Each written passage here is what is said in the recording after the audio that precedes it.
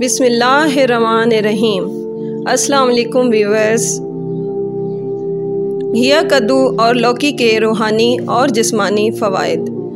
गर्मी हो या सर्दी, कद्दू और लौकी हमारी सेहत के लिए इंतहाई मुफीद खाना है, जिसे शुरू में अरब, ईरान और हिंदुस्तान के मुख्तलिफ इलाक़ों में काश्त किया जाता था। फिर इस सब्ज़ी की अफादियत को देखते हुए इसे सारी दुनिया में ही काश्त किया जाने लगा। इस्लाम में कद्दू की फ़जीलत। कद्दू हजूर अकरम सल्लल्लाहु अलैहि वसल्लम को बेहद पसंद था। अनस रज़ी अल्लाह ताला अन्हा से रिवायत है कि नबी करीम सल्लल्लाहु अलैहि वसल्लम कद्दू पसंद फरमाते थे। कद्दू तिब्बी मुहक्किकीन की नज़र में 4वीं सदी हिजरी के तिब्बी मुहक्किकीन, जिनमें बू अली सीना, मूसा बिन खालिद और हुसैन बिन इसहाक का नाम सरे फहरिस्त है। इन माहिरीन ने कद्दू की अफादियत के बारे में कहा कि हम हैरान हैं कि इस सब्ज़ी के इतने ज़्यादा फ़ायदे हैं। कद्दू का सालन बहुत सी बीमारियों में कुव्वत बख्श साबित होता है।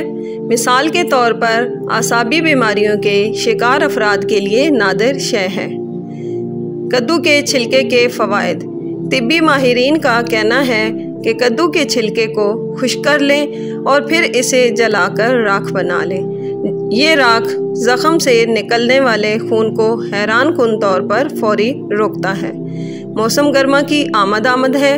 इस मौसम में अक्सर छोटे बच्चों की आंखें दुखने लगती हैं, इनको बुखार चढ़ जाता है और इनकी तबीयत में चिड़चिड़ापन आ जाता है।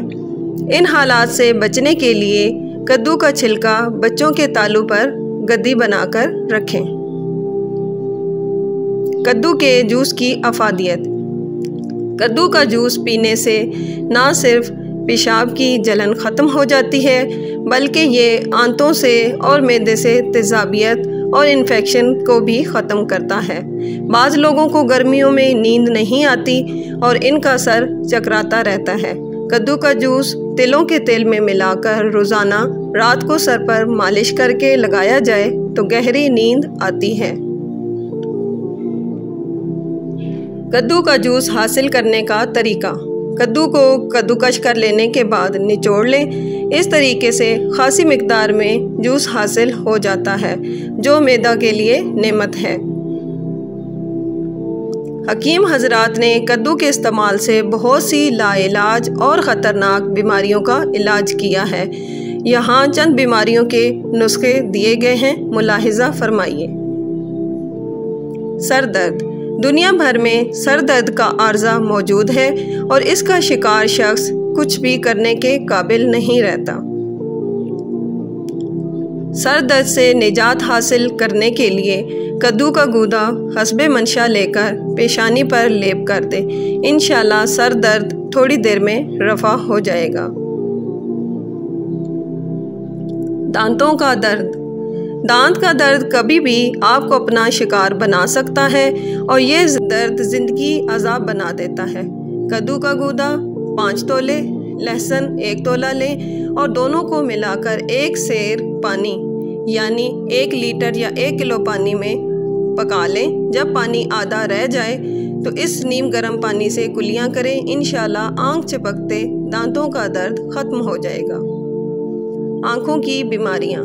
इंसानी जिस्म का ये नाजुक और नहायत ख़ास अज़ू किसी हादसे के नतीजे में हमारी गफलत या बढ़ती हुई उम्र के साथ कमज़ोर और मुख्तलिफ बीमारियों का शिकार हो सकता है।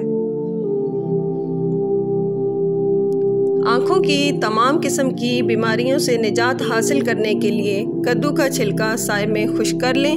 फिर इस खुश्क मादे को जलाकर बारीक पीस लें और सुरमे की सलाई से आँखों में लगाएं। इंशाल्लाह जल्द अफाका होगा। होंठों के अमराज। खूबसूरत होंठ इंसान की शख्सियत को पुरकशिश बनाते हैं। ऐसे में अगर होंठ बीमारी का शिकार होकर बदनुमा हो जाएं तो इंसान की शख्सियत को घटा देते हैं। होंठों के तमाम अमराज के लिए मगज़, तुख़्म, कद्दू, शीरी और गोंद कतीरा बराबर वज़न लेकर खूब बारीक पीस लें। اور رات کو سونے سے پہلے ہونٹوں پر لیپ کر کے سو جائیں۔ پھر صبح گرم پانی سے صاف کر دیں۔ انشاءاللہ چند دنوں میں ہونٹ خوبصورت، نازک، ملائم اور قدرتی طور پر سرخ ہو جائیں گے۔ یرقان سے نجات۔ 1 عدد کدو کو نرم آگ میں دبا کر بھرتا بنائیں اور اس کا پانی نچوڑ لیں۔ اس پانی میں تھوڑی سی مصری ملا کر پینے سے دل کی گرمی اور یرقان سے نجات ملتی ہے۔ اس طرح کی مزید دلچسپ اور انفارمیٹیو ویڈیوز کے لیے میرے چینل SMS کوکس اینڈ ٹپس کو سبسکرائب کریں۔ ویڈیو کو لائک اور شیئر کرنا مت بھولیے گا اور ساتھ میں جو بیل آئیکن ہے اس کو لازمی پریس کیجئے گا تاکہ میری تمام نیو اپلوڈ سب سے پہلے آپ کو فری میں دیکھنے کو ملیں۔ پھر ملتے ہیں۔ اللہ حافظ۔